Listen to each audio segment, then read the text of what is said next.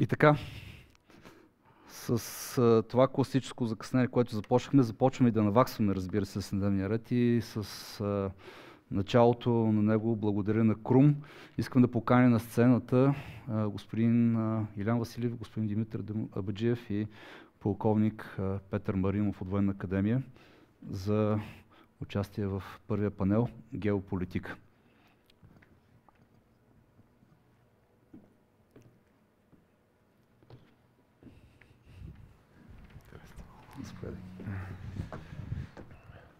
Нали оттам ще говоря? Да, всъщност който откъдето иска, както се чувствате комфортно. Благодаря.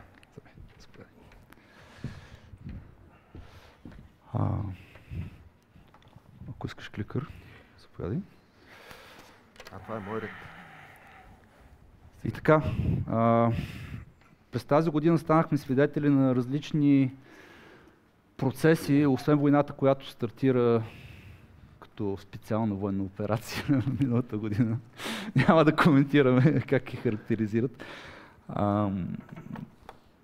Станахме свидетели на различни регионални по-големи или по-малки конфликти, на терористични атаки, операции, бих казал аз, включително.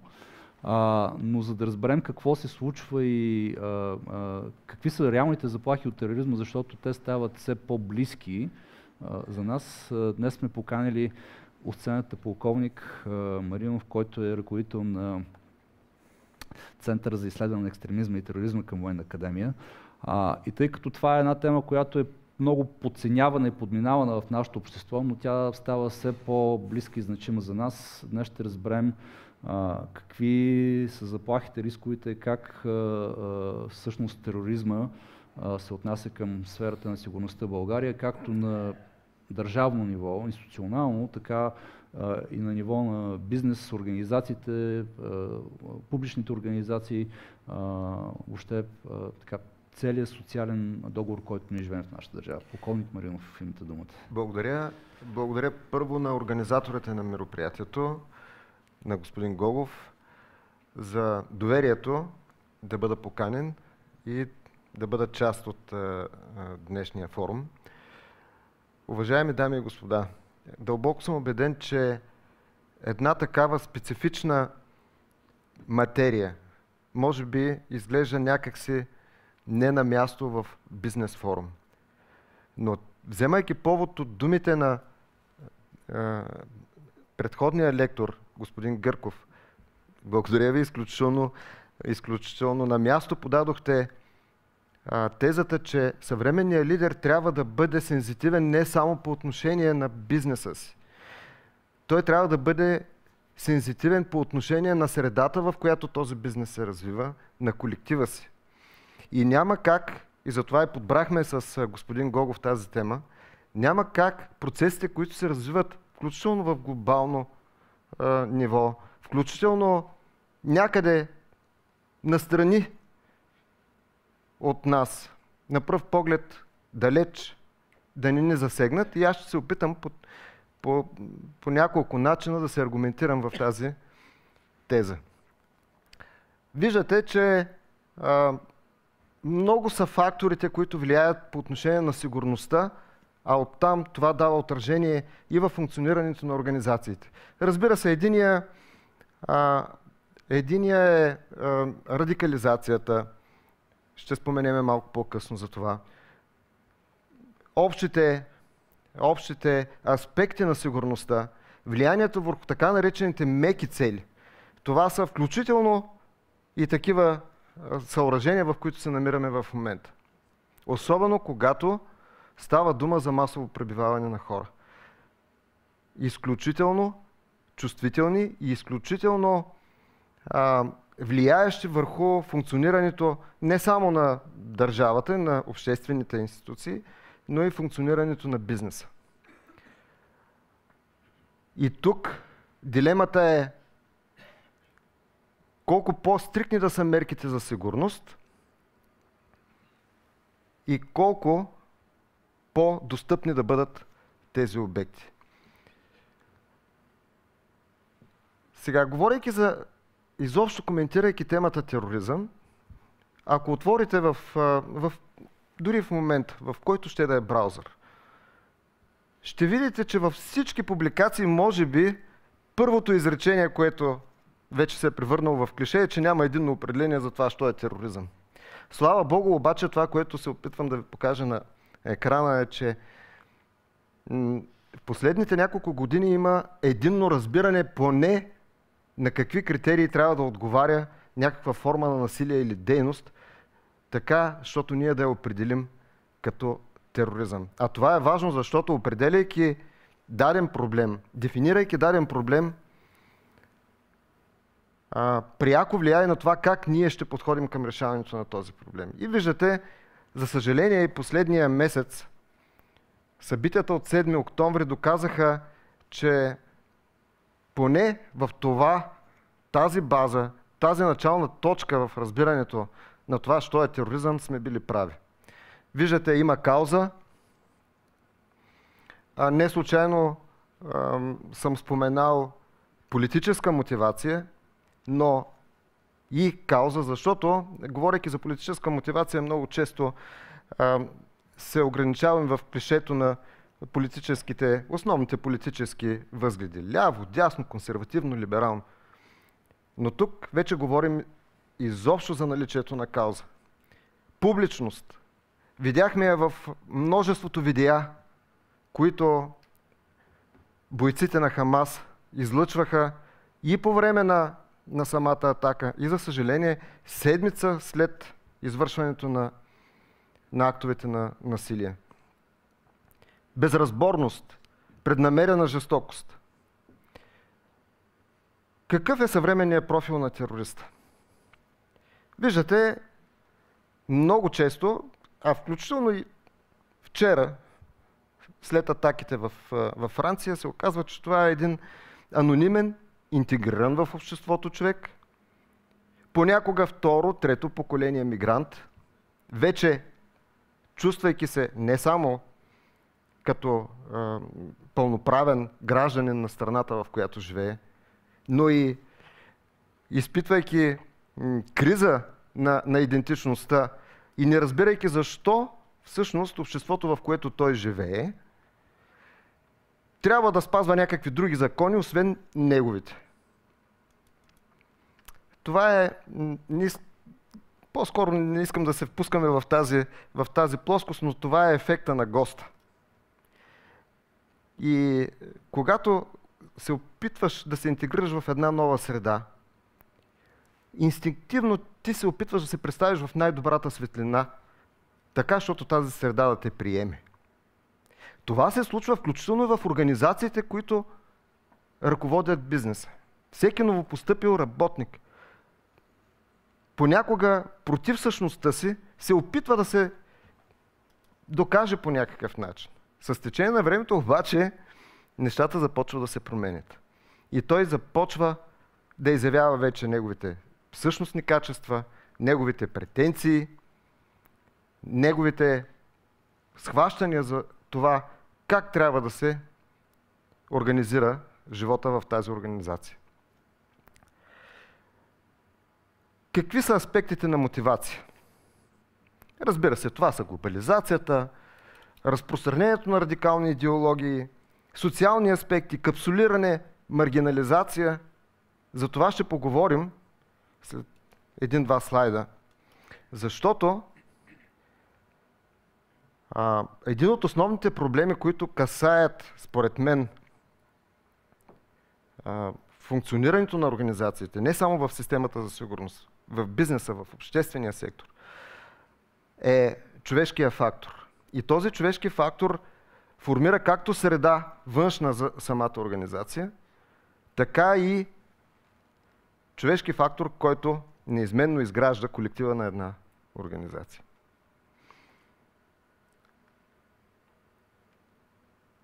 Разбира се, основните тенденции, които виждате, е преразпределение на числения състав на отделните етнически групи,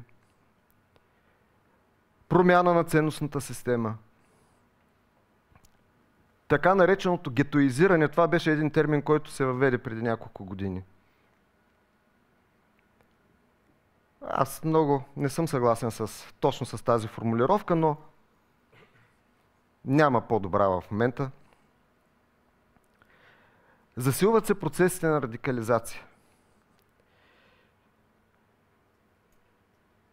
И аз бих искал само да обърна внимание, включително и на нови форми, странни, да. Сега, например, ако споменеме за фамилния тероризъм, който някак се появи в последните година-две. Но ето ви е схемата, съвсем така информативно, как може един ваш служител, как може даже група да се трансформира от нормално, обичайно за всеки един състояние, до състояние, в което той да прекрачи всякакви вътрешни граници, всякакви норми, всякакви обществени, включително правила. Започва винаги всеки проблем с чувство за несправедливост. И това чувство за несправедливост може да се базира на всичко. Несправедливо отношение към религията, която изповядвате. Несправедливо отношение включително към кариерното ви развитие. Задълбочавайки се, тези процеси преминават през гняв и стъпвате, не вие, образно казано, по пътеката на радикализацията. Тоест, човек изпада в състояние, в което никой вече не може да промени неговото мнение. Той е радикализиран на тази тема. И сега много бързо искам само да подчертая, че тъй като много така се експлоатира в публичното пространство и термина тероризъм, и напоследък радикализация, трябва да знаем, че не всеки, т.е. всеки човек има крайна позиция по дадена тема. И в това няма нищо лошо. Аз собствено се признавам, че също съм радикализиран на определени теми. Но това не ме прави терорист. Слава Богу. Това, че имате крайна позиция по дадена тема, не означава, че непременно ще продължите към екстремизъм, непременно ще извършите терористичен акт. Слава Богу, в болшинството от случаите този процес спира благодарение на възпитание, благодарение на норми, благодарение на интелект, който ви позволява да осъзнаете последиците от вашите действия. За съжаление, особено когато говорим за хора с по-ниски нива на интелект, с обременености, с някакви стигми в живота си. Факторите, които предизвикват тази радикализация, много лесно надхвърлят тези бариери. И хората продължават и както виждаме, това е и явлението на така наречения самотен вълк. Аз няколко пъти съм споменал, нищо вълчо не виждам в тази цялата работа, но факт е, че това са саморадикализирани лица, които много бързо тръгват по пътя на екстремизма и разбира се финишират в зоната на тероризма. И това е изключително предизвикателство, както за лидерите, така за самите колективи и за системата за сигурност. Тъй като, да, с определени предвиждания, с определени анализи, за които ще спомена, ние можем да предвидим кои групи, обществени или типове хора са по-предразположени да извървят този процес. Но няма как да знаем какво има в главата на всеки. И това е едно от най-опасните явления, говорейки за тероризъм. Споменахме за семейния тероризъм, само тъй като е наистина много интересно, само ще ви спомена, че това не е просто извършване на терористични актове от членове на семейство. Тук става дума за осъзната терористична дейност. От бащата, майката, децата. До такава степен този процес на радикализация е обхванал цялото семейство, че се извършват включително терористични актове от членовете на семейството. Един от случаите е мисля, че в по-далечния изток, в Малайзия, в който по едно и също време на различни места се извършват самоубийствени атентати от бащата, майката, децата. Само последното, най-малкото дете, не е успяло просто защото няма функционалния и житейския опит да финишира едно такова деяние.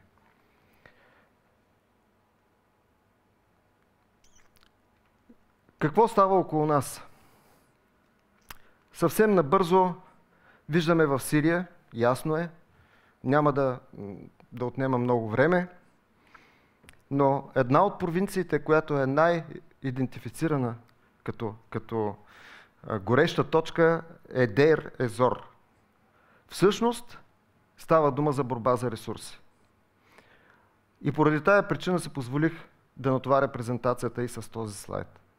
Защото, за съжаление, когато анализираме терористичната дейност, в дълбочина причините, всъщност каква е водещата причина терористичните организации да правят това, което правят? Всъщност става дума за пари. Става дума за борба за ресурси. Един ярък пример за това е през 2015 година разбиват квартирата на единия от идеолозите на Ислямска държава, Хаджи Бакр. И в неговата квартира откриват схемите, организационното строителство на Ислямска държава, как ще бъдат разпределени включително на териториален принцип провинциите, бизнесите, идеята да се изградят различните функционалности на тази псевдодържава, протодържава. Но не намират само едно нещо, колеги. Не намират Коран. Което означава, че религиите в този аспект са само маркетинг, само обвивка, само инструмент за манипулация и мотивация към терористична дейност. Виждате какво става в Израел и Палестина, изключително популярна напоследък тема. Даже от снощи това синьото е малко по-надолу вече, почти насам. Но причината, поради която засягам този проблем е, че проблема, изобщо това, което се случи, е изключително потвърждение на слайдовете, които ви показах по-рано. С преднамерена жестокост, провокация към израелската система за сигурност за ответен удар. Въпрос на анализи е, и в момента включително вървят такива дискусии, колко е бил премерен, дали е в съответствие с принципите за пропорционалност и така нататък. Но факт е резултат.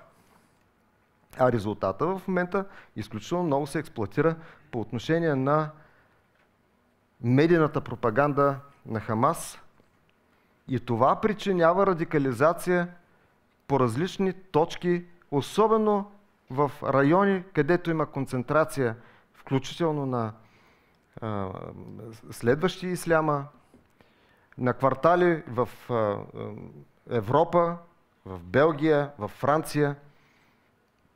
Слава Богу, не бих могъл да кажа в момента, че точно чак такъв проблем е надвиснал в България. Но след малко ще ви покажа, че не бива да сме прекалено спокойни.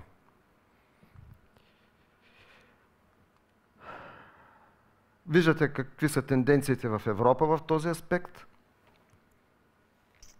Основният проблем е на така наречените самотни вълци явлението и за съжаление това се доказва периодично.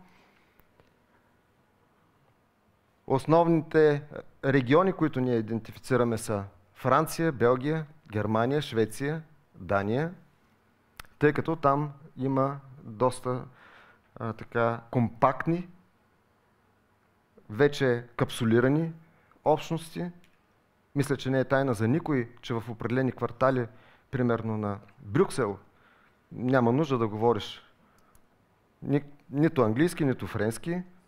Даже не можеш да се оправиш с това. В Мюнхен е същото. Някак се започва да става същото в някои региони в България. Слава Богу, само прилича. И за това ви представям и едно изследване, което направихме последните вече 3-4 години. Много усилия ни коства. Става дума за почти цяла Южна България, част от Северна България. COVID ситуацията ни спря и пропуснахме Северозапад, но мисля, че данните, които имаме, са достатъчно представителни, за да можем да направим и някои изводи. Виждате какви са целевите групи. Максимално широка е ножицата.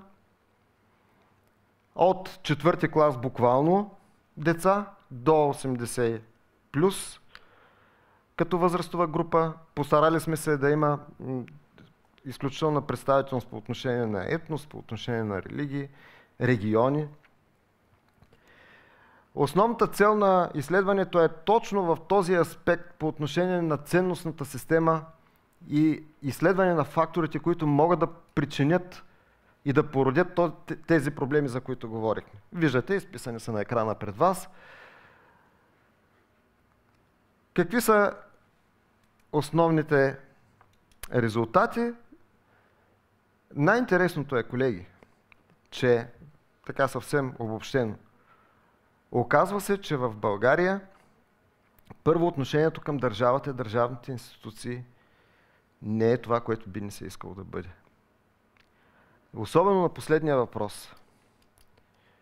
Конструиране с един съвсем така леко провокативна конструкция. Кое според вас местоимение идентифицира държавата? Аз, ние, те. Интересното е, колеги, че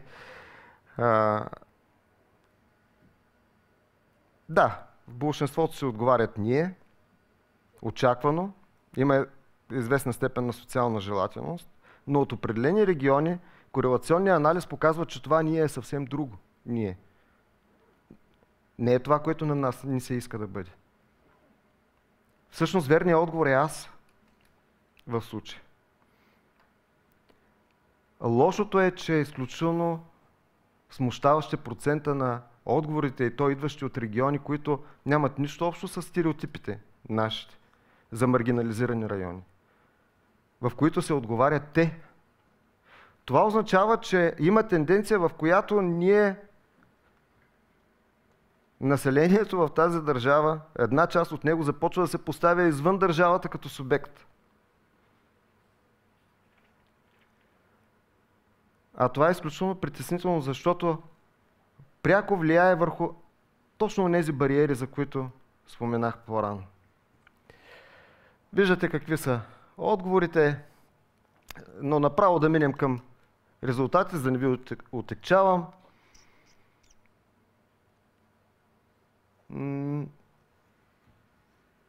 Наблюдава се маргинализация в определени региони. Изключително голям е проблема на прясно обърнатите, на конвертирането от една религия в друга. Точно те са най-застрашени от попадане в процеси на радикализация. На определени места групи, които се занимават с радикална дейност, такава каквато на Ахмед Муса в Пазарджик, се опитват по някакъв начин да изместят държавата в социалните дейности. С ясната претенция, че държавата не може да се справи и ето видите ли, те ще помогнат.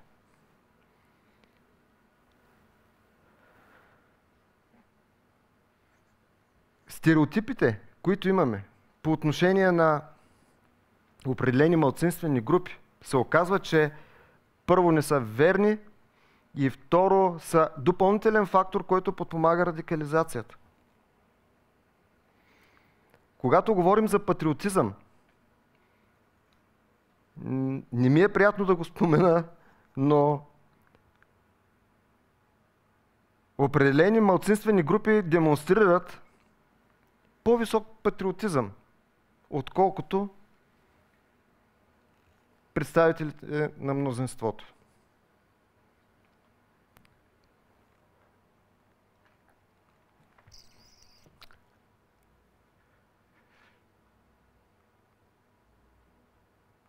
Проведохме така серия от дълбочинни интервюта.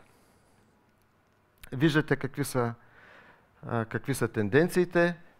Има отношение релацията Турция, роми, българи. Споменах вече за процесите на конвертиране. Има радикализация и контрарадикализация, която е също сериозен проблем. Тоест, малцинствени групи се радикализират по отношение на мнозинството и в същото време в мнозинството започва да се надига вълна. Между другото, това като тенденция се забелязва и в Западна Европа. Възраждат се не само десните радикални движения, но и левите, което е изключително странно, но е факт. Има прояви, включително на насилие. Да се спомням в Германия, в град Кимниц, бившия Карл Марксштадт. Преди 3 години беше разкрита мрежа в немските въоръжени сили на офицери, които се самоорганизираха на дясно екстремистка основа, за да променят това, което според тях не е правилно като положение в Германия по отношение на мигранти, по отношение на политика на правителството. Бяха арестувани доста хора. Тази година отново намериха квартири, в които има складирано оръжие, пак от офицери. Нали си представяте, ако в една армия като немската армия, ако този процес е възможен, останалите дали сме застраховани? И това извежда на преден план проблема за така наречените инсайдери. И това беше един от поводите, които ние изобщо да включим тази тематика в днешния форум. Защото, бидейки ръководители, вие трябва да сте сензитивни по отношение на признаците на радикализация. Да знаете, че е възможно ваш служител да попадне под влиянието на този процес. Аз тук се спомням една ситуация, когато тръгнахме да развиваме магистърската програма в Академията по сигурност и противодействие на радикализацията и тероризма. Направихме предварителни срещи с ръководители на структури. Сега няма да дефинирам точно коя структура, но така доста сериозна структура по отношение на сигурността в България. С нейния ръководител говорихме и аз така леко подхвърлих темата за това, че е възможно в тази структура самите служители да попаднат под влияние на радикализацията. Да бъдат радикализирани. Човека каза, това е несериозно. Дадено, следващата година се хванаха точно 2. Да, единия за пари, но другия точно по процеса, който ви споменах. По-интересен беше разговора в аспекта, сега ти как си представяш, че този човек ще дойде и ще се гръмне на в еди коя се сграда? Не, колеги. Бидейки служител, този човек няма да се гръмне. Ако това нещо се случи, за съжаление, нали, случката, но това ще е най-благоприятният изход, защото проблема ще свърши на момента. Но ако той, познавайки слабите места в системата, в организацията, започне да я саботира и започне да работи срещу нея, може да нанесе поражения, които са много по-лоши от един взрив.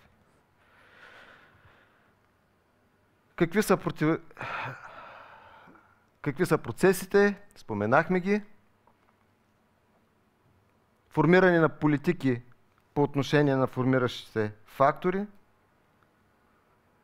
започвайки от самата организация.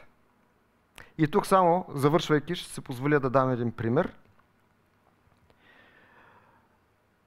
Преди няколко години в една община, един наш колега, опитвайки се наистина да е отдаден на проблема, опитвайки се да се свърши работата, сложи, даже това стана някакъв медиен такъв балон, се опита да инструктира охранителите на общината по отношение на тяхната подготовка и опазване сигурността на сградата от радикализирани лица, вероятни извършители на по-екстремни, айде да не говорим за тероризъм, на с екстремно поведение. И беше извел определени признаци. Формулирал ги човека, на база на което знае, да носи брада, да носи специфични дрехи, да се държи по специфичен начин и така нататък, и така нататък. Отива, дава този списък с индикатори на служителя на пропуските и му казва, служи го да го гледате. И този служител го залепе на стъклото навън. Следствие на което, разбира се, влязал някакъв човек в тази община, снимал го това нещо, започнаха мемета в Фейсбук, нали, трябва ли, като съм с брада, нали, или съм терорист. Не сте. Но това е изключително показателно за нивото на подготовка и разбирането на проблема. Грешката на колегата е, че не е направил подготовка и някаква форма на workshop или там, както щете го наречете, с тези служители, да им обясни, че тези признаци трябва да са в кумулативен порядък, т.е. с натрупване. Най-малкото да има подбор на служители, които могат не само да възприемат информация, но да я анализират. Нали? За да не се случва това с залепянето на стъклото на обратно.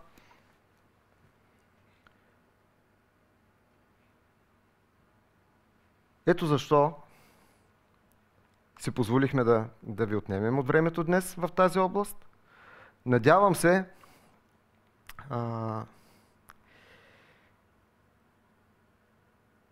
се, наистина, това не трябва да ни довежда до параноя, тези проблеми, в никакъв случай. Слава Богу, системата си работи за сигурност. Надявам се, вярвам, че работи добре. Но това, което ни липсва и към което трябва да работим, е взаимодействие между отделните институции, между правителствения и неправителствения сектор, между академичните среди, оперативните среди, бизнеса. Защото, колеги, най-големият проблем на системата за сигурност е изграждането на терористични мрежи. И като такива тези мрежи са много трудни за преодоляване. И на принципа на системния подход, ако трябва да преодолееш, да се противопоставиш на даден проблем, то ти трябва да си адекватен и да имаш поне същите способности. Тоест, ние също трябва да изградиме мрежа. Така че да сме адекватни, да можем да посрещаме предизвикателствата, да обменяме информация и в крайна сметка това да е в интерес и на обществото, на бизнеса и на сигурността на отделните граждани. Благодаря за вниманието. Надявам се да не съм бил много отекчителен. Благодаря, полковник Маринов. Сега давам думата на Димитър Баджиев.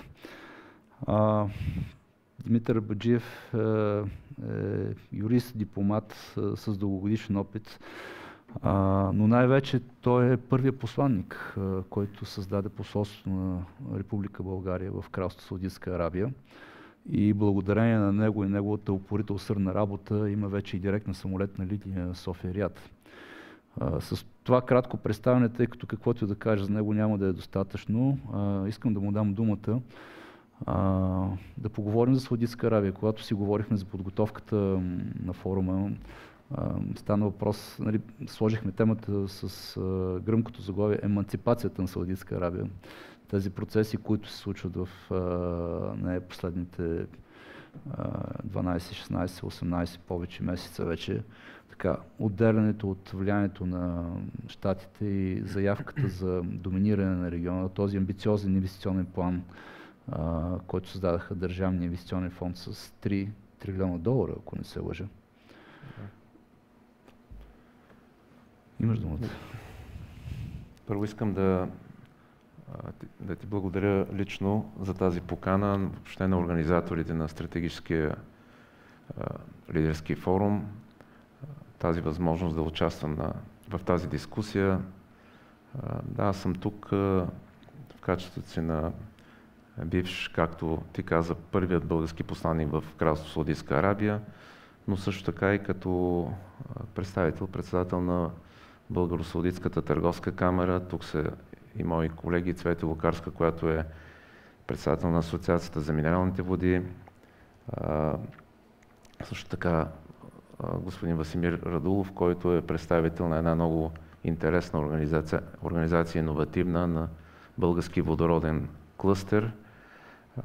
С тях се опитваме да продължим това, което съм започнал и да подпомогнем развитието на отношенията между България, най-вече икономическите отношения между България и Кралство Саудитска Арабия. Ти спомена за първият директен полет. За съжаление, сега през зимата го спряха, но да, успяхме да направим така, че да се подпише споразумение между България и Кралство Саудитска Арабия за въздухоплаването, защото такова нямаше и това дава възможност вече за такива директни линии.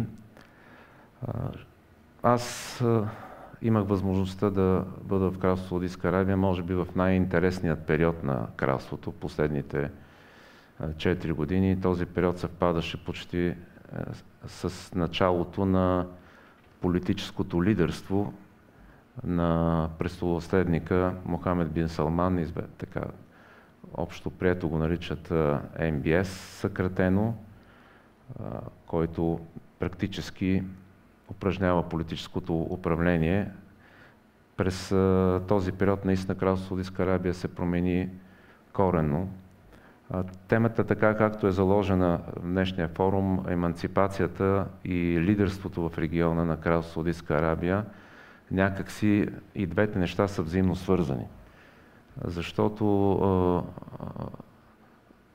стремежа за лидерство в региона винаги е бил част от един стремеж за еманципиране. В предишния период на Кралство Саудитска Арабия този стремеж за лидерство се свърже с така нареченото надиграване. Кой е по отношение на спазване на ислямските консервативни ценности, най-вече в конкуренция с Иран, в конкуренция с Турция също така. Имаше един стремеж за повече консерватизъм, за да не би другите, които са по-консервативни, да имат някакво предимство в политическото лидерство в региона. През последните 3-4 години тази тенденция се обърна. Между другото, стремежа за еманципиране на Кралство Саудитска Арабия последните 3-4 години е свързан и с личното политическо развитие на престолонаследника Мохамед бин Салман, включително и с случая Кашоги, убийството на журналиста. Преди вече около 6 години станаха вече от този случай. Натиска на Запада по отношение на този случай към новият политически лидер Мохамед бин Салман беше право пропорционален на неговия стремеж да се еманципира и стопляне и заздравяване на отношения с други алтернативни партньори, каквито са Китай, Русия, като отговор на политическия натиск от страна на Запада по отношение на случая с Кашоги. Тази тенденция се забелязваше през целият този период на 5-6 години. Този период също така е белязан с две, на пръв поглед, взаимно противоположни тенденции. От една страна едно революционно либерализиране на социалния живот и на бизнеса в Кралство Саудитска Арабия, нещо, което беше нечувано до този момент. Като под социалния живот имам предвид всичко свързано с правата на жените, с възможността въобще да се общува, ако щете дори възникването на заведения, на ресторанти, на кина, възможността да се ходи на всички тези места общо, без да има разделение. Каквото разделение аз в началото заварих, когато отидох там, в едно кафене, в един ресторант не можеха мъже и жени да бъдат заедно. Имаше съвсем отделни помещения. Жените трябваше да бъдат покрити изцяло. Всичко това драстично се промени през тези 3-4 години. Всички тези правила почти вече отпаднаха. Отпадна религиозната полиция, вече има музика по заведение, има много неща, които се организират като социален живот. Цялата тази либерализация води на социалния живот и бизнеса. Този процес вървеше и с едно либерализиране на бизнеса по отношение на възможността чужди компании вече да участват в бизнес средата, без да е необходимо да имат местни партньори, въобще либерализиране на самото законодателство, което е различно от ширията по отношение на бизнес живота. Включително беше отговорено на много критики и изисквания от страна на Запада по отношение на правата на жените, отмяна на публичните екзекуции и ред други неща, които бяха направени през тези 3-4 години, но целият този процес беше свързан с едно противоположно явление на силна концентрация и консолидация на политическата власт, което може да се осъществи благодарение на огромната популярност на престолонаследника, тъй като всичко това, за което аз говорих, доведе до това, че той е подкрепен от огромната част от населението. Трябва да се има предвид, че 40 милионното кралство Саудитска Арабия, над 70% от населението е на възраст до 33 години. До 33 години.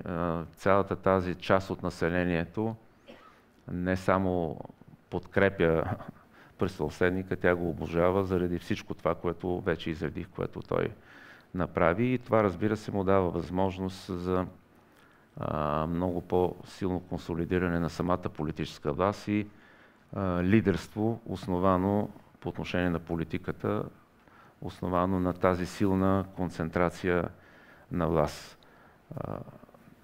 В същия този период, по отношение, ако разгледаме ситуацията по отношение на политическото лидерство в региона и стремежа на Кралство Саудитска Арабия да бъде водеща държава в региона и сред ислямския свят, това лидерство започна с силна конфронтация с държави като Турция и Иран, т.е. продължаване на конфронтирането с Иран на основата на този стремеж наистина кой ще наделее, кой ще бъде по-голям лидер в региона.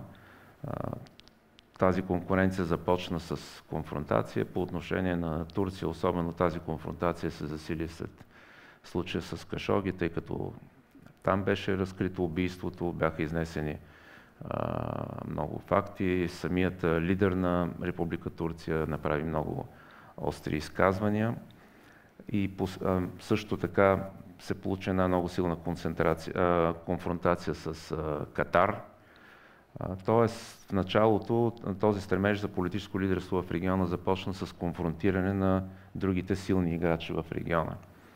Постепенно обаче Мохамед бин Салман предприе съвсем друга тактика, на 180 градуса различна от предишната тактика, а именно стопляне на отношенията с тези държави с най-големите конкуренти, включително и Турция, включително и Катар и това, което беше най-неочаквано с Иран. Тъй като по отношение на Иран знаем, че има много история в тази конфронтация, включително в Йемен, това, което извършват хутите, което открито Саудитска Арабия заявяваше, че те се финансират, хутите се финансират от Иран и те продължават този конфликт. И изведнъж, буквално за месеци, т.е. с много остро вземане на завоя, до степен да ти се завие свят, всичко това беше променено и всъщност стремежа на Саудитска Арабия да бъде политически лидер в региона вече се основава на това, че тя има способността да комуникира и да решава конфликти по дипломатически начин с всички и с най-непримиримите си врагове. И до голяма степен той в това отношение успява, защото придоби авторитет на лидер и въобще цялото политическо лидерство, което може наистина да решава такива проблеми и такива конфликти и да обединява около себе си, включително сега преди една-две седмици там беше организиран съмит, такъв форум, ислямски форум в Саудитска Арабия, където беше и президента на Турция, и представители на Иран. Тоест Саудитска Арабия се превърна в един център на помирение, въобще на решаване на проблеми. И разбира се, всичко това е свързано с много големи предизвикателства, с доста голяма гъвкавост. То се съчетава с един много успешен икономически период на Саудитска Арабия, за който допринасят, разбира се, и цените на горивата през последните години, но и диверсификация на икономиката, защото те направиха огромни инвестиции в това да диверсифицират икономиката, да инвестират в други сектори, включително грандиозни инвестиции в областта на туризма.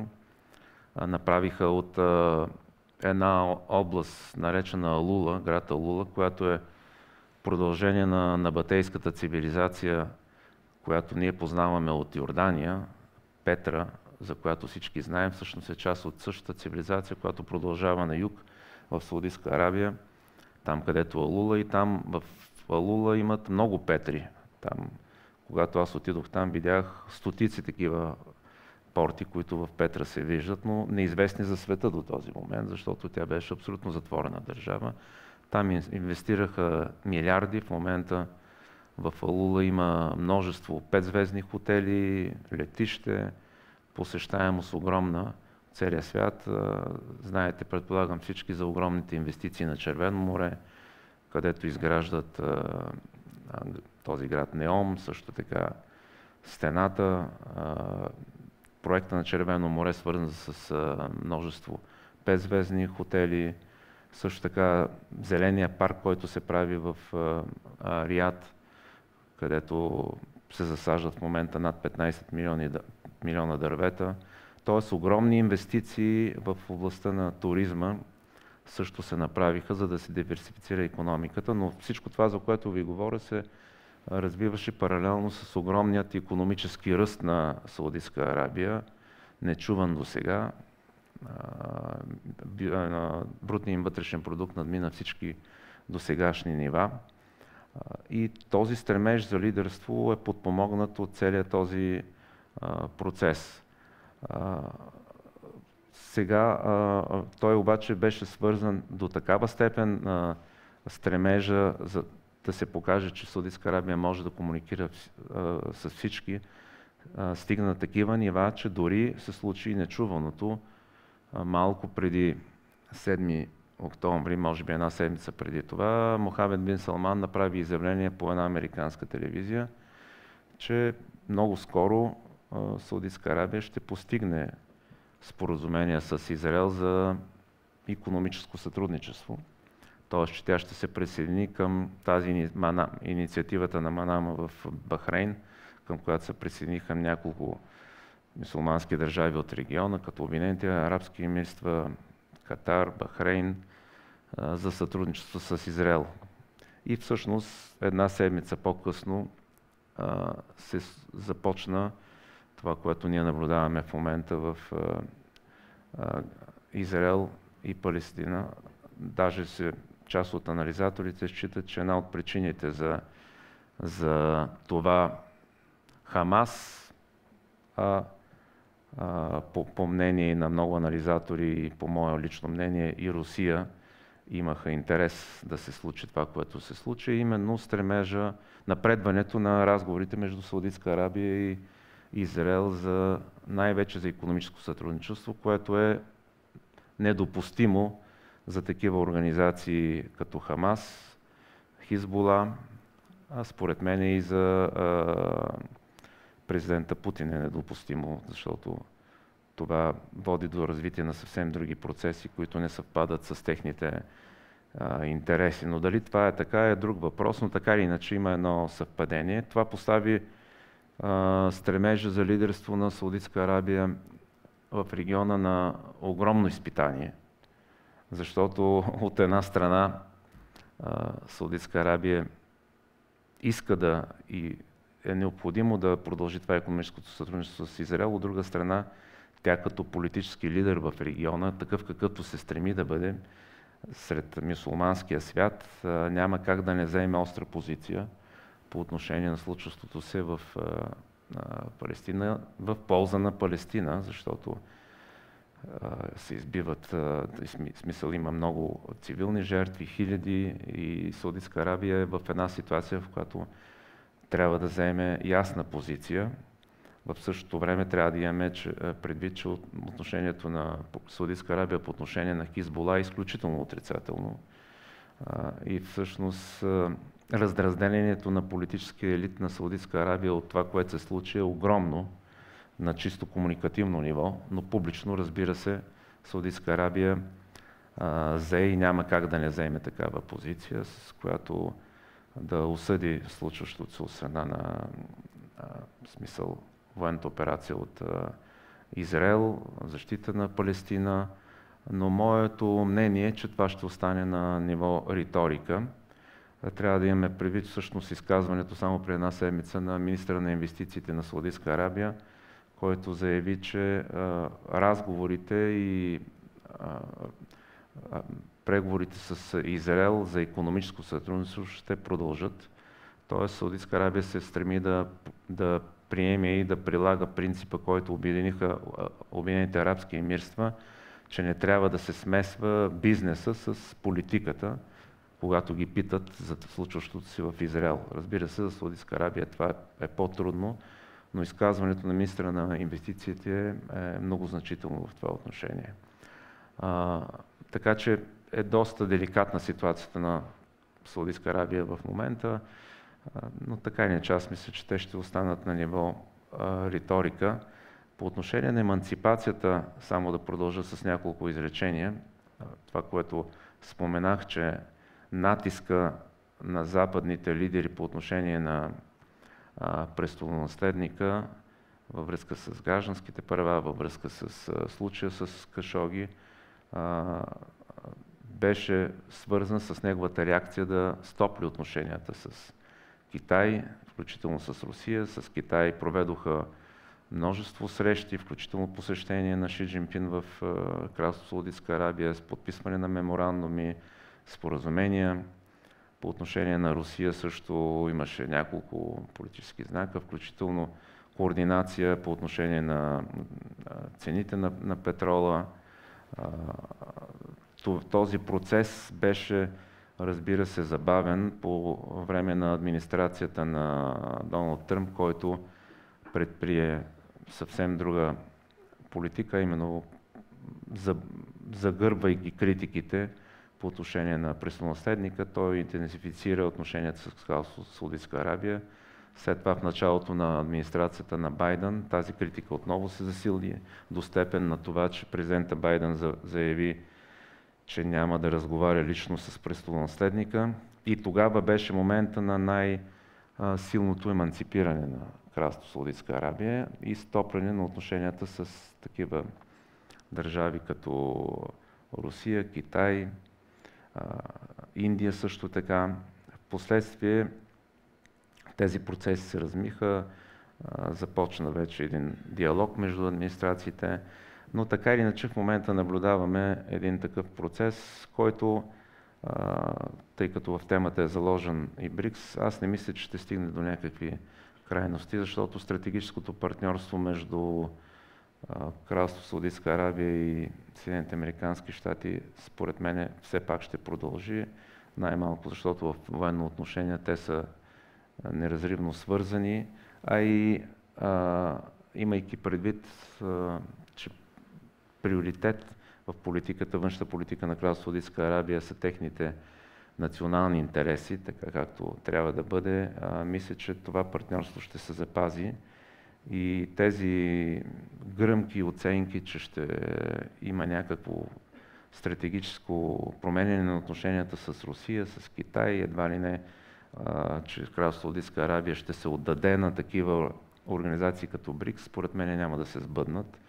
Разбира се, те ще продължават да имат един баланс, една относителна еманципация, но в стратегически план, според мен, ще остане това партньорство от моя гледна точка, от това, което наблюдавам там. Аз мисля да спра до тук. По-скоро, ако има въпроси, дискусия, за да не отекчавам присъстващите. Много неща могат да се кажат, но темата е почти неизчерпаема. Благодаря още веднъж. Благодаря и аз. Въпросите след малко в QA сесията. Сега продължаваме с втория посланник, който днес ще говори от сцената, Илян Василев. Господин Василев, говорихме за рисковите предизвикателства на средата, геополитическите перспективи на България в региона в по-глобален мащаб и във вътрешно-политически включително процеси, които се случват. Имате така доста широко експозе. Откъде ще започнете? Ами аз имам 20 минути, защото в 11 трябва да тръгвам и затова започвам директно. Всъщност, когато говорим за лидерство, то е функция на лични усилия, на институционални усилия и на среда. Да.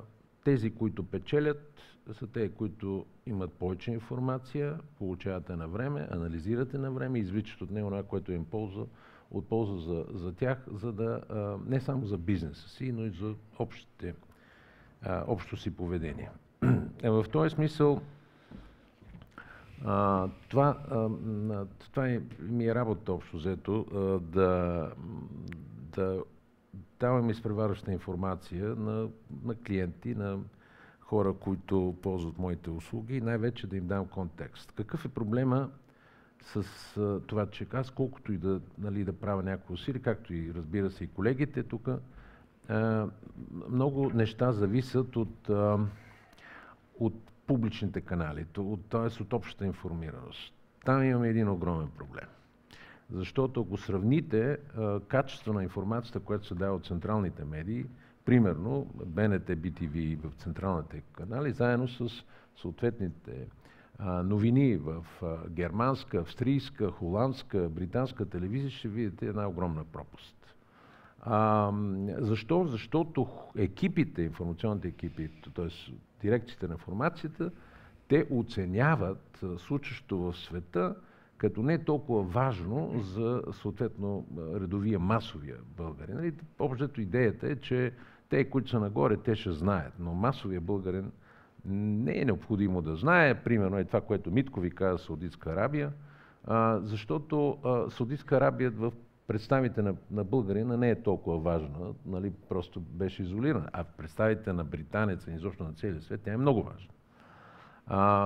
Нещата са толкова зле, че дори един цял континент като Африка изобщо не присъства в нашите новини, изобщо те другите континенти ги няма. И публичните източници не си дават сметка за отговорността, която те имат в тая насока и за вредата, която оказва. Защото без тая обща база, след това ще стигнем за конкурентоспособност.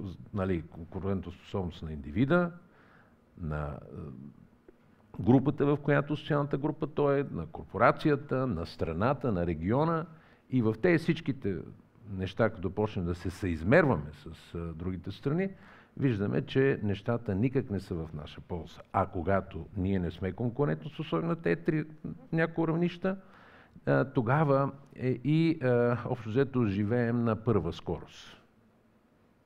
Нали, имаме всякакви скорости, но ние си живеем на първа скорост. Имаме Мерцедес, но го държим в гараж. Нали, това е. Света, това беше смисъла на интеграцията. Сега, другото нещо, което бих искал да ви кажа от гледна точка на информацията, че тъй като тя все повече и повече се измества в социалните мрежи, се получава зависимост от тъй наречените лидери на мнение, защото там информацията е толкова голяма, че вие не може да разберете какво е, що е, какви са последствията за мен, нали, дали е риск, дали е заплаха. А неинформираността обикновено свежда до това, че много потенциални рискове не могат да се идентифицират, а още повече не могат да се идентифицират възможностите в тези рискове. Нали, колегата ви каза за Чърчил, това е още по-валидно сега. Проблемът е, че дори и лидерите на общественото мнение, общо взето, те свиват своя, особено когато са политически свързани, те свиват своя кръгозор до онова, което е целесообразно, полезно за тях. Много малко от тях работят с мисията и с идеята, че имат отговорност към публичната потребност, така да го наречем. И поради тази причина тук, сега, разбира се, вие работихте в компании, компаниите си имат своите канали за информираност, особено професионална и бизнес, но пак става въпрос за това, че в нивото на информацията и начина, по който ние реагираме, има два типа. Едното е пионерското, другото е генерично. България е изключително в генеричния аспект. Когато сме генерици, да, ние си спестяваме голяма част от проблемите на тези пионерите, т.е. падаш, рискуваш пари и така нататък, но в много отношения генеричните политики ти вече си се абонирал за задната седалка на човешкия прогрес. За голямо съжаление. И когато това нещо се умножи по хората, население, по-активно, просветено, по политици и се получава това, което сега всички виждаме, България е на последно място. И не само, че е на последно място, ами е твърдо на последно място.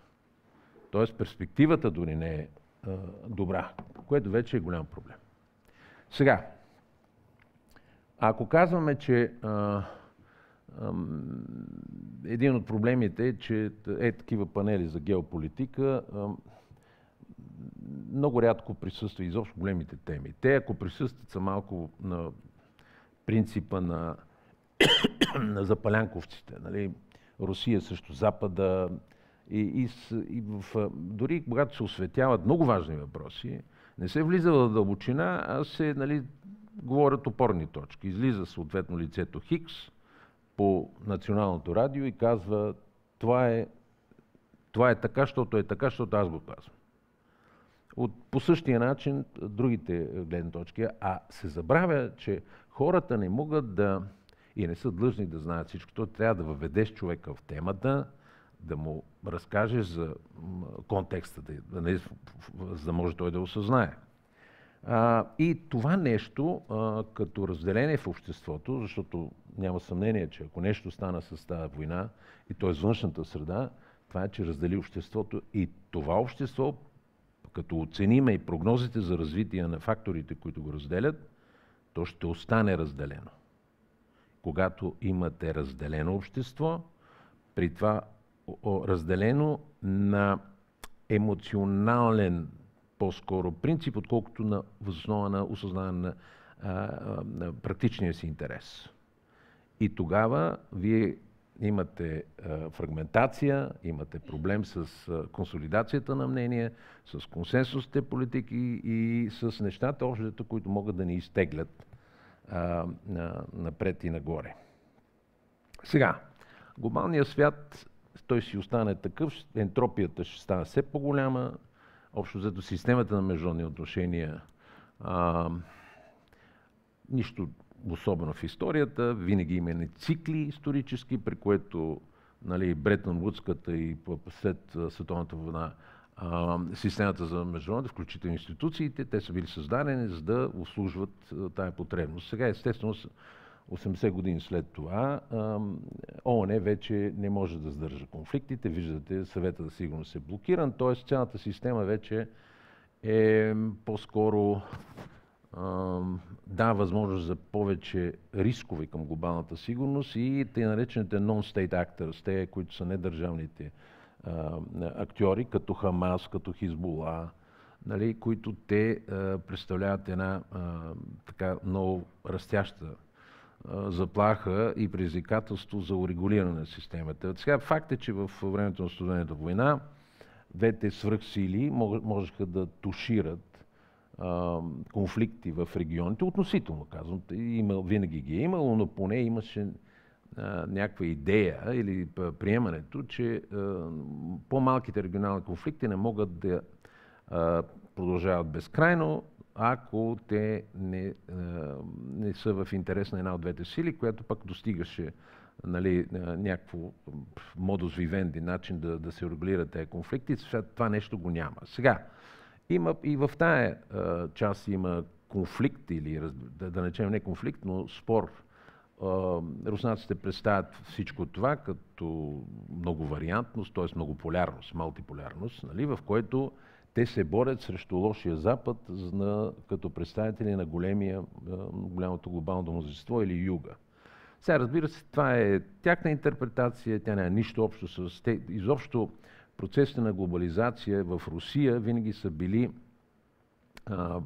претеглени през онова, което е вечно в развитието на Русия. В смисъл вечно, относително. Какво е вечно? Нищо не е относително, но поне новата руска държава, имперското, че света е такъв какъвто той е добър или лош, но нашето място в него, нашите ценности остават неизменни.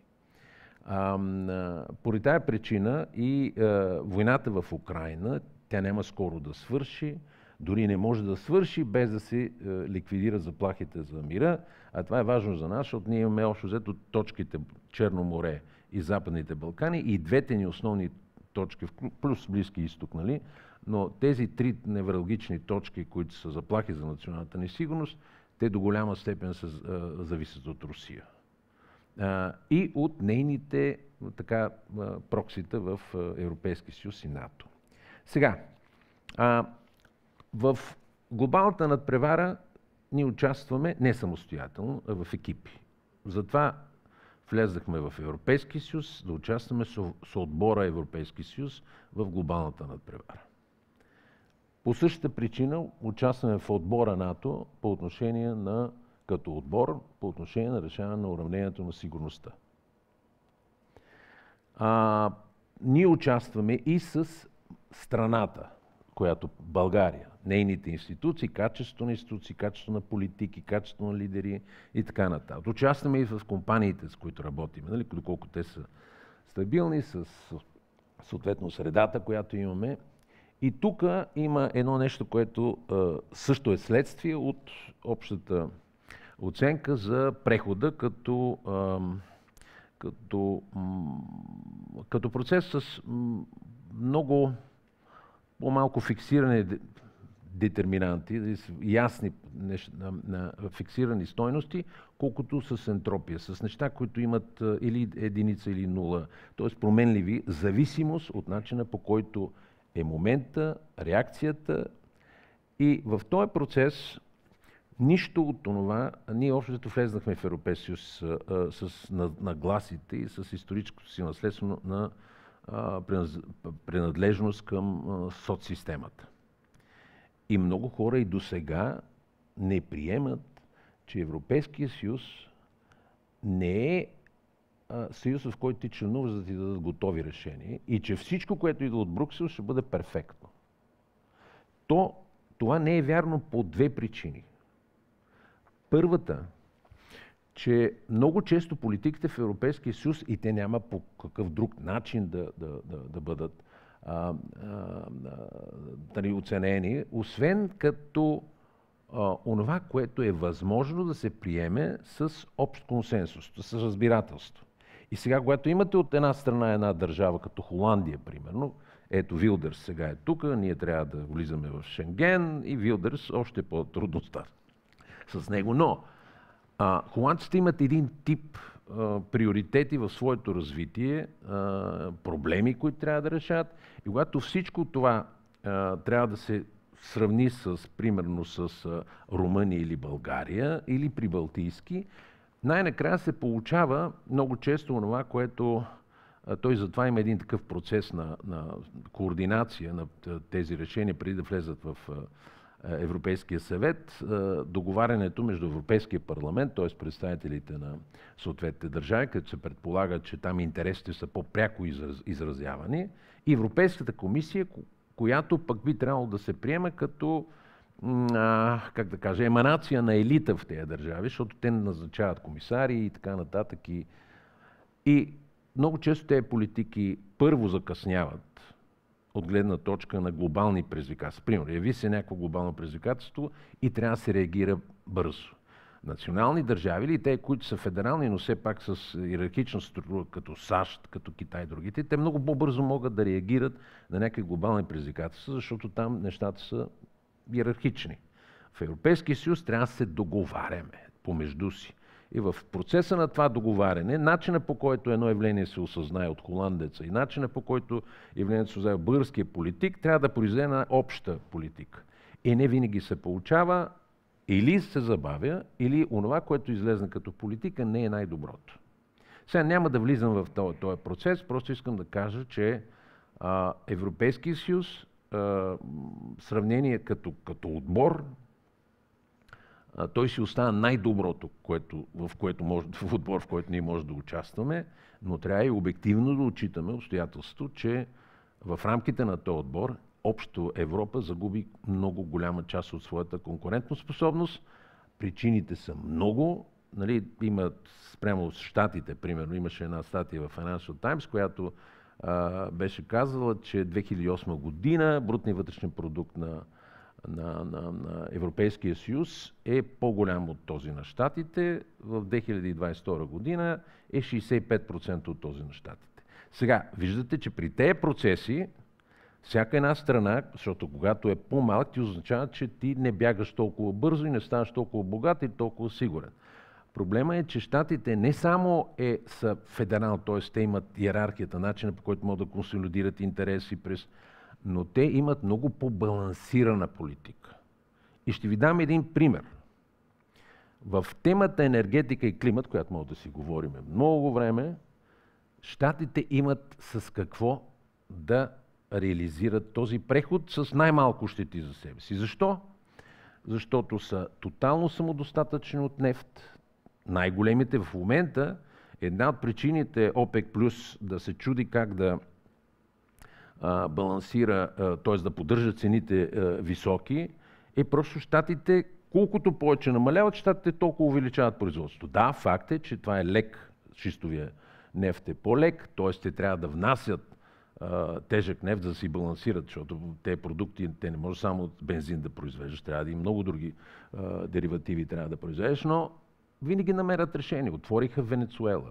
Нали, това не е чак толкова rocket science. Същото, най-големите в света минаха 1 трилион кубически метра природен газ. Тоест, когато ти имаш ресурса на собствената си самодостатъчност и независимост, ти можеш да правиш всякакъв преход, защото знаеш, че цената на енергоресурсите в твоята страна, от гледна точка на икономика, на тези хора, които са, те винаги, включително електроенергия, ще бъде ниска. Тоест, прехода няма да има щети. Или толкова големи щети. Докато Европа какво направи?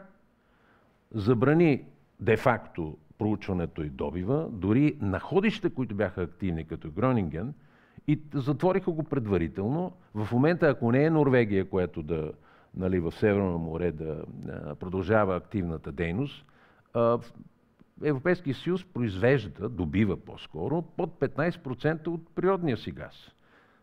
Такъв е нищожен процент и да говорим за Европейския съюз без Норвегия и Великобритания, които излезнаха. Нали? Защото другото е... И когато вие разчитате При тези ниски нива на самодостатъчност, вие разчитате, ако кихне, примерно, господин Мохамед бен Салман, нали, там ако се разберат, и вече ние тук сме всичките пневмония. И затова, това беше първият израз беше, защо само в Европа цените отскочиха до стратосферни равнища. Естествено, като си заложил 15 години на руски нефт и газ и искаш да бъдеш независим. И сега също политиката спрямо Русия, и тя е малко така в две насоки. От една страна има прагматизъм, който граничи с известна доза цинизъм, но това се нарича реал политика, ако не знаете. Нали? Когато отчетеш гравитацията, от началото на войната в Украйна до сега Русия е получил над 560 милиарда долара от продажбите на руски нефт. От тях над 28-30% е Европейския съюз. Последните 4 седмици те нива падат. Но какво става?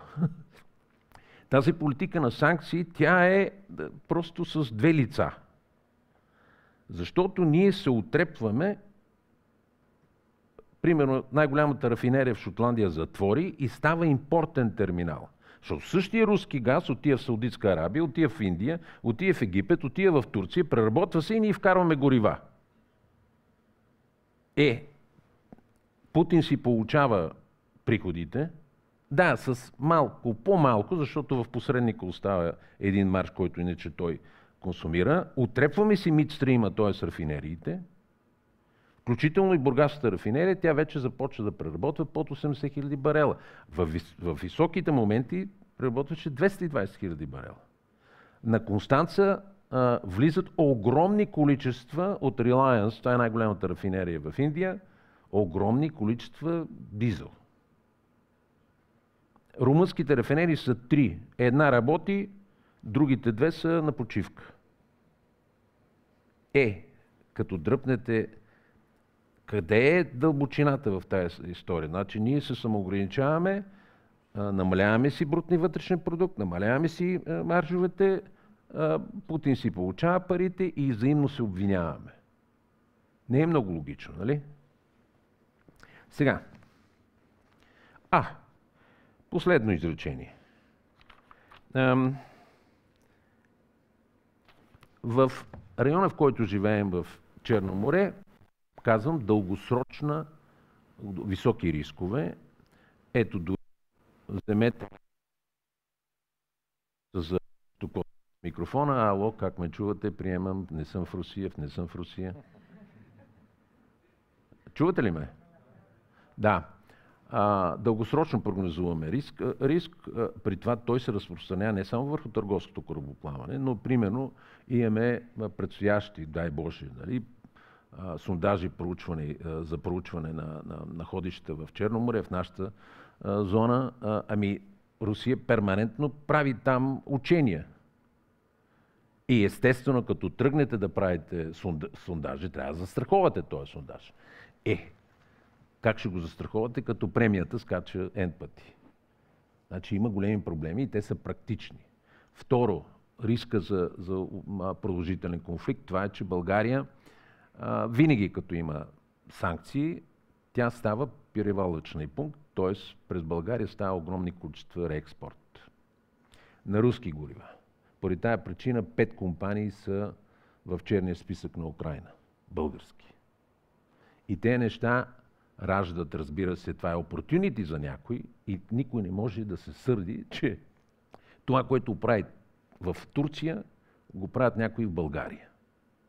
Другата зона на повишен риск, за която трябва да следи, е съответно Западните Балкани.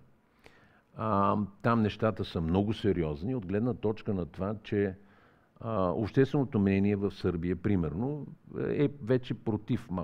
Допитванията са такива, че малко е против. В смисъл, не е толкова, не е мнозинство хората, които казват, че са за влизане в Европейския съюз. И понеже пък в целия район Сърбия има претенциите за лидерство и онова, че те не толкова не акцентират върху влизането в Европейския съюз, означава, че все повече влизат в орбитата на политики, които Орбан прави и през Орбан и съответно Путин. Което за нас е проблем, защото аз скоро имах едно интервю в Северна Македония и им казах, вижте, вашия елит трябва да си даде сметка дали вие можете да си представите, да го поставите като цел, да влезнете в Европейския съюз, без оглед на това Сърбия кога влиза. Тоест, логично да влезнете като хипотеза преди Сърбия. И не могат да си го представят. И това е голям проблем, защото тази конфронтация в Украйна, тя прераства в дългосрочно прогнозируема конфронтация между Русия и Запада, и това може да се изведе и от уравнението на съществуването. Защо? Резон детера на Русия. Русия в цялата си история, от Екатерина, Петър и така, никога не е имала успешен икономически модел. Тоест модел, който да държи заедно въз основа на споделени ценности на хората, които населяват Русия, за това, че те заедно могат да произведат повече и да бъдат благосъстоятелни и сигурни. Тя винаги е разчитала на военната сила, на страха и на рекета, който упражнява върху съседните държави, и по този начин винаги е получавала в времената на Наполеон или след това Метерних. Просто е била схемата. Ти си монарх, имаш вътрешен проблем с въстание бунт, плащаш на руския цар, той праща войници, те потушават бунта, умират, това не е толкова страшно за Русия. Както виждате, 300 000 души загинах в Украйна. Ето онзи ден има още 170 000, които са направят. Така че Русия дългосрочно ще си бъде риск в тези граници, с този менталитет, и не трябва да се надценя нейната способност да влезне по пътища, които са синхронни или поне паралелни с европейското развитие. Единственият кратък период в 20 век е Столипин и Елцин. Това са. А Елцин е единствения за хилядолетната история, която има мирно издал властта. Няма такъв друг. Само Елцин. И както вие виждате, Путин следващата година, март месец, има избори. За него те избори са важни, но те зависят изцяло от нещата във войната. Разбира се, там войната не може да има нито чиста победа, нито чиста загуба, така че пак ще бъде въпрос на усилване на волумето на пропагандата. И това е. Окей, благодаря. И така, сега е времето за вашите въпроси и отговорите, които ще чуем в дискусията след панела. Полковник Маринов ми дава сигнал, че трябва да тръгва. Имаме ли 5 минути или трябва? 5, Иляне, при тебе? Аз трябва да тръгвам. Да. Добре, с благодарност все пак да изпратим господин Василев. Чао. Благодаря ти. И така, имаше ръце, които бяха вдигнати при представянето, преди да дадем думата на Илян. Дамян, би ли подал микрофона? Моля да вдигате ръка, който иска да зададе своите въпрос, за да знае мой колега къде да даде микрофона. Да, по темата за Саудитска Арабия. Беше ми интересно. Знаем, че много дълго време Саудитска Арабия е основният износител на ислямизация по света. Нали? Те финансират всякакъв такъв тип клетки, дори тази в Пазарджик, доколкото знам, която беше българската, беше финансирана от Саудитска Арабия. Сега с тази либерализация, за която говорите, всъщност наблюдава ли се промяна в тези процеси по този износ на ислямизация? Трябва да имаме предвид, че и преди това така нареченото финансиране, за което вие говорите, доколкото има доказателства, е правено не от Саудитска Арабия е на държавно ниво. Това е правено през различни фондации, религиозни фондации, религиозни структури, включително и по отношение на Осама Бин Ладен. Саудитска Арабия дори и преди, тъй като тогава е било друго политическото лидерство там, винаги изразявала категорично отрицателно отношение, тъй като трябва да имаме предвид, че Бин Ладен е всъщност една от, или поне е била една от най-авторитетните фамилии в Саудитска Арабия, номер едно до преди 7-8 години в строителния бизнес, а не хора, които се занимават с туризъм, но конкретният човек, да. Но на политическо ниво те са изразявали винаги отрицателно отношение. Забелязва се през последните 4-5 години много силно, много силен натиск от страна на Саудитска Арабия към всички тези клетки, фундации и организации, които са финансирали такива структури, и мисля, че са силно ограничени възможностите, даже са изнесени вече от Саудитска Арабия. Така че тази тенденция е положителна и в това отношение политиката на Мохамед бин Салман е абсолютно безкомпромисна. Той счита, че те трябва да бъдат абсолютно спряни. Но пак казвам, това не значи, че те не ги изнасят от Саудитска Арабия и по други начини не продължават това финансиране. Но отговорът е да, има силна промяна и се надявам тя да продължи в тази посока.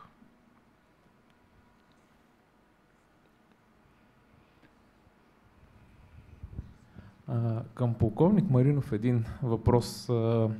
Смятате ли, че сега с тези политически процеси, в които текат в ДПС и с опита силово да се наложи господин Пеевски като лидер на партията, което органично според мен няма да доведе до припознаване след големите, общата маса на избиратели, там има риск за поява на радикализация сред тази група? Сега, тук трябва да направим една стъпка назад в бекграунда. Изключително сте прав по отношение на тенденциите, но трябва да имате предвид, че електората, привържениците на тази политическа партия, има две основни групи, които изключително много се различават една от друга. Съответно започва да се очертава и различно поведение на тези групи. И това няма как да не даде отражение и в бъдещето. Аз не съм специалист по политология, но наблюдавайки процесите в друг аспект, от друг ъгъл, може би ще има промени в тази политическа партия, тъй като едната от групите, за които споменах, е съставена от, разбира се, от етнически турци, които изповядват традиционен ислям. Там нещата са ясни, те са си винаги така доста компактни, монолитни по отношение на подкрепата. Другата група обаче, която се формира, е точно от средите на тези етнически групи, тези малцинствени групи, за които споменах. Става дума за прясно обърнати в исляма хора.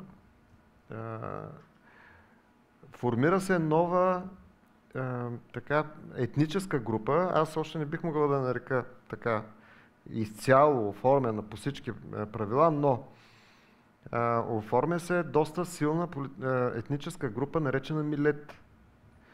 Милет е много специфична част от ромското население, което е обърнато в исляма. Но интересното е, че при тях започва промяна не само по отношение на религиозното последование, а се наблюдава промяна по отношение на чувството им за принадлежност, национална принадлежност, което вече започва да става проблем. И тъй като характера на поведение, на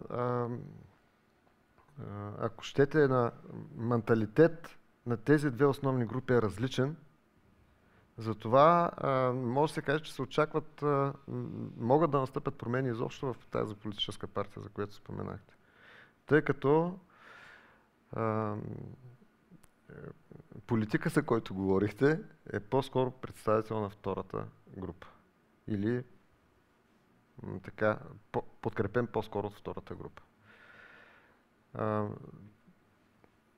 Така че ДПС е политическа партия, която от край време в България играе балансираща роля. Това няма съмнение в нещата, но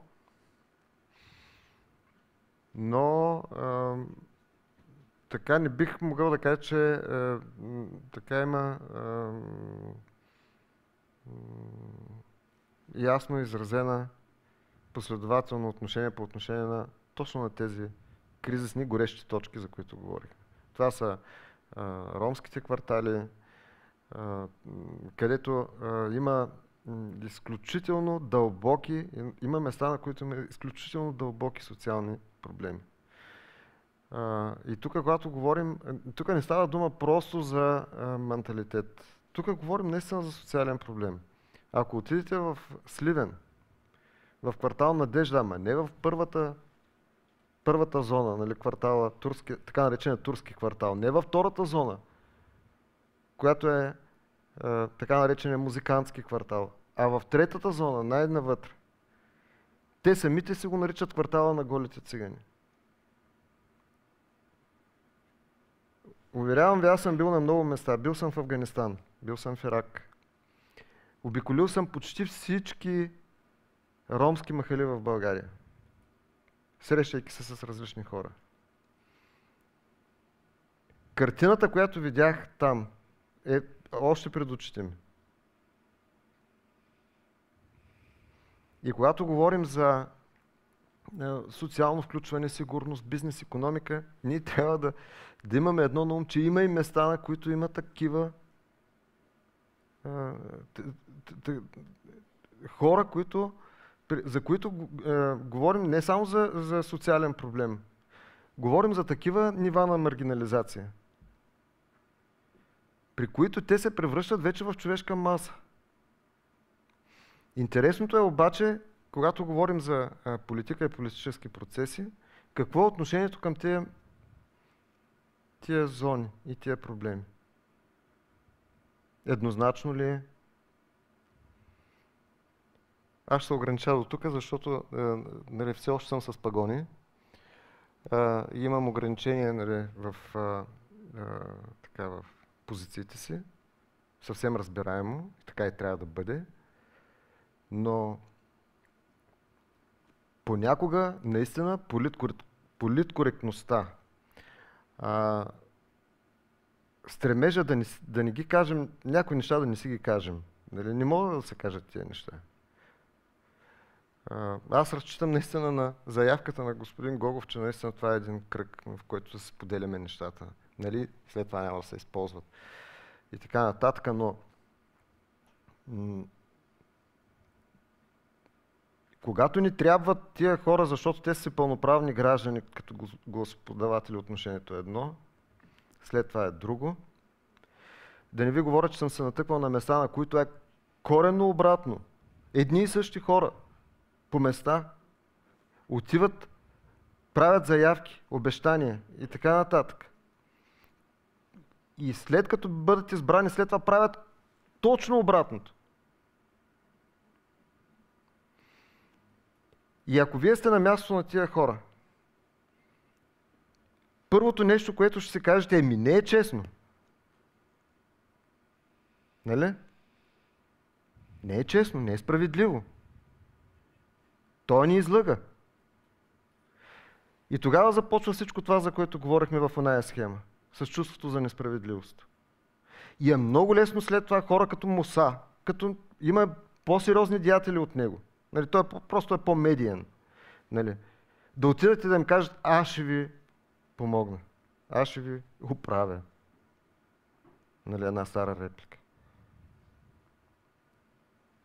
И съчетано това с ниската степен на образование, с изключително извеждани на преден план само на базовите инстинкти, потребности в основата на пирамидата на Маслоу, сами си давате сметка колко лесно могат да се случат нещата. И тук вече фундации като Ал-Вакаф от Саудитска Арабия. Между другото, те не идват директно парите, минават през Германия много често, основно да кажем. Така нататък.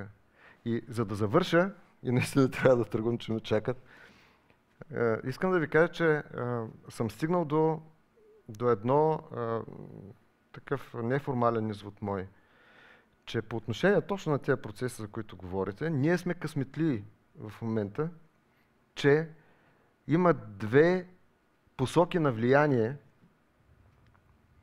които са конкурентни една спрямо друга.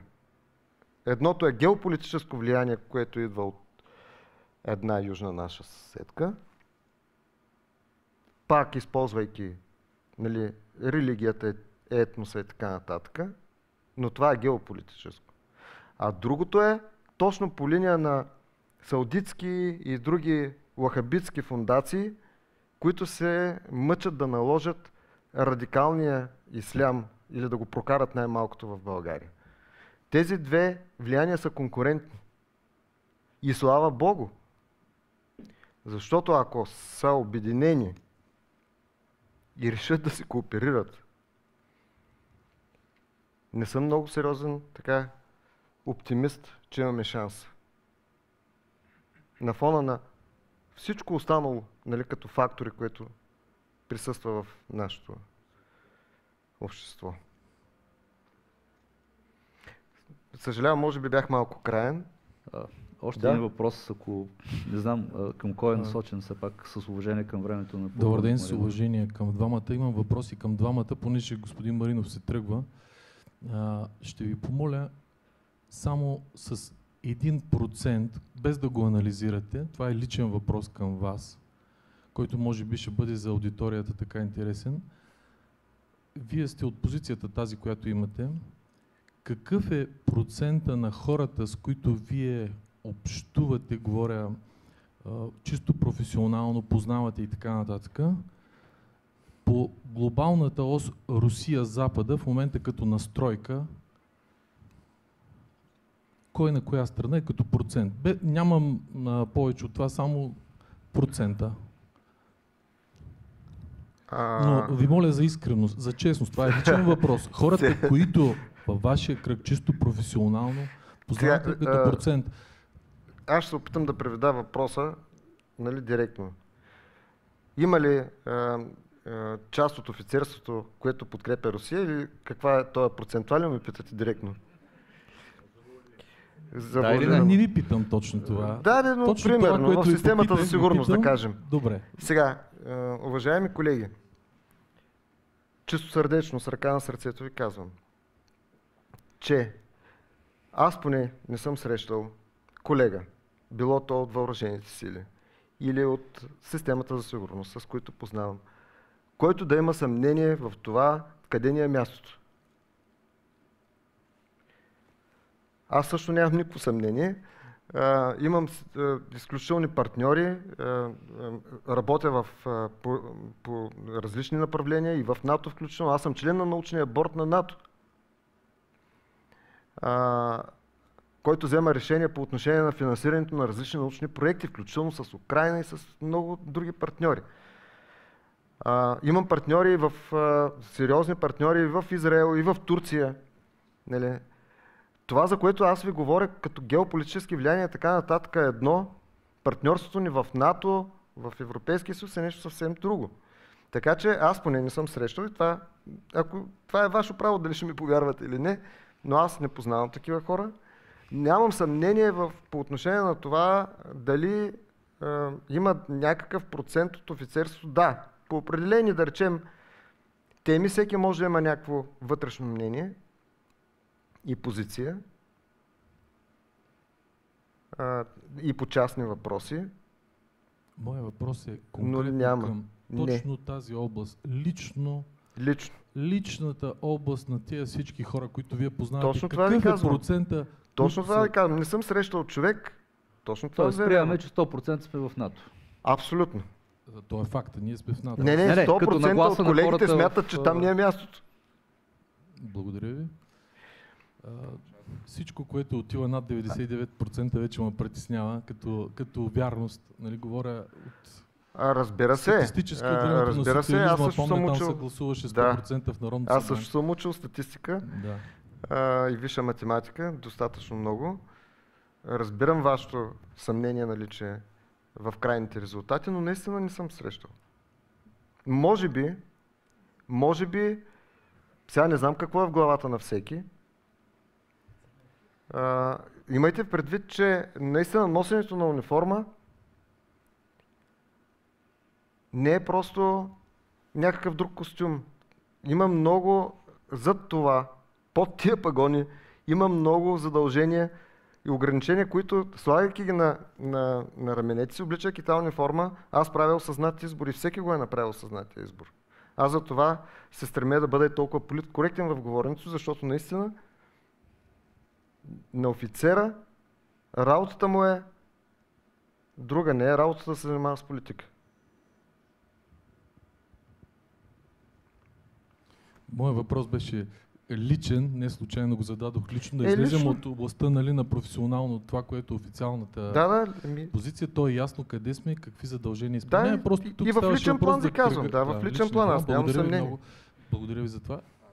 Въпросът към господин Абаджиев. Би трябвало да работи микрофона. Колеги, може ли микрофона? Да. Аз обаче една реплика към полковника. Не считам, че има идентичност между възприемането къде трябва да бъдем, в случая в НАТО, евроатлантизма, и личното мнение на хората по отношение на това, което се зададе като въпрос, по-скоро в подкрепа на позицията на Русия по отношение на тази атака или на Украйна. Аз съм сигурен, че ако се направи статистическо изследване сред офицерския състав, да, може би 95%, 100% ще отговорят да, ние трябва да бъдем в НАТО, трябва да бъдем в евроатлантическата зона, но не мисля, че повече от 20-30% ще отговорят на въпроса в полза на позицията на Украйна. Това е мое лично мнение и това се отнася не само до офицерството, това се отнася според мен до по-голямата част от българското население, дори и тези, които категорично възприемат геополитически избор на България в Европейския съюз и НАТО, една много голяма част от тях по един или друг начин изразява подкрепа в полза на Путин и неговата клика. Отговора на вашия въпрос, първо започвам моето лично мнение, известно, аз съм го изразявал винаги, категорично осъждам варварската политика на този, не знам как да го нарека, даже дали е човек или нещо друго, Путин и неговата цяла администрация. Въобще няма да влизам в аргументация на тази моя позиция. По отношение на хората, с които се срещам, първо искам да посоча, че аз вече не съм действащ дипломат. Аз не съм бил част от Министерството на външните работи, бях дипломат извън кариерната структура на Министерството на външните работи. Интересно наблюдение имам от моя опит, ако трябва да го споделя, по отношение на държавите, в които съм бил и продължавам да поддържам контакти, като Китай и Саудитска Арабия, защото бях в Китай генерален консул в Шанхай. Продължавам да поддържам доста контакти в Китай и Саудитска Арабия. Процентно Саудитска Арабия като цяло, публичното мнение, може би над 70-80% са по-скоро в подкрепа на действията и позицията на Русия, колкото и да е странно. Непопулярна е позицията на Запада, осъждаща крайно руската инвазия. Обратно, колкото и да е интересно и изненадващо, в Китай е точно обратния процент. Може би над 70-80% от населението категорично не подкрепя позицията на Русия, включително и медиите. Има един мониторинг, който показва, че в Китай китайските медии над 80% са абсолютно отрицателно настроени към официалната позиция на Русия. И за мен това не е изненадващо, защото там съм живял и съм разговарял с много хора, има едно абсолютно отрицателно отношение на масовия китаец по отношение на официална Русия. Може би има исторически причини, защото знаете, че през 50-те години е имало доста терор от страна на Русия по отношение на пограничните зони, завзети много зони, избити стотици хиляди, милиони китайци. Но това е факт. На фона на общо приетото мнение, че Китай подкрепя Русия, като обществено мнение това не е така. Сега, само една реплика, ако ми позволите. Първо, не съм съгласен обществените нагласи да се прехвърлят като процент директно върху българската армия. Само един пример ще ви дам. Аз не съм правил изследвания, просто това е мое. Като подкрепа на това, за което ви казах. В последните 10 години аз съм участвал в няколко учения, съвместни с украински въоръжени сили. Включително в Викинг и всякакви други. Включително и през военна академия са минали доста украински военнослужещи. Включително и по линия на висшето образование по програма Еразъм имаме обмен с украински военни академии. Също доста формирования от въоръжените сили са правили съвместна подготовка с колеги от Украина. Аз поне се сещам поне за 5 човека, с които съм работил и които вече са загинали. Само аз. Също се отнася и за колегите. Всеки има по някой познат, който вече е загинал. Имах студент миналия семестър, на които съм преподавал по програма Еразъм. Студенти, кадети. Млади, свестни, умни хора. 2 от момичетата вече са загинали. Няма как да съм в другия процент, за който говорите. Разбирате ли? Затова ние имаме професионални отношения като страна, Украйна като страна, която се готви за членство в НАТО, имаме от доста време имаме професионални отношения. Така че не трябва да ви отчудва този процент, смел заявен, за който ви говорих. И затова това е една от причините, за която не съм съгласен да се прехвърлят обществените нагласи непременно. Има фактори, които не предполагат непременно да е същия процент да важи и за българската армия. За останалите служби за сигурност не мога да поема. Ако това е така, аз съм много щастлив да е така. Доверявам ви се. Това е мое лично мнение. Не мога да поема ангажимент за всички. Може би наистина трябва да се направи някакво изследване. Но това в чисто човешки план ви казвам. Като аргумент. Благодаря. Наистина съжалявам, обаче вече... Аз благодаря също. Благодаря на нашите панелисти.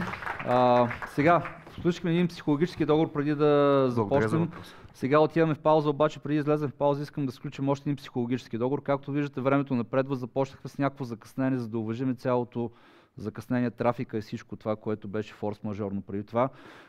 Имаме 15 минути пауза, искам да се ангажираме към това. Всяка пауза от тук нататък, дали е 5, 10 или 15 минути, или 30 или 40 за обяд, колкото е, просто да бъдем точни.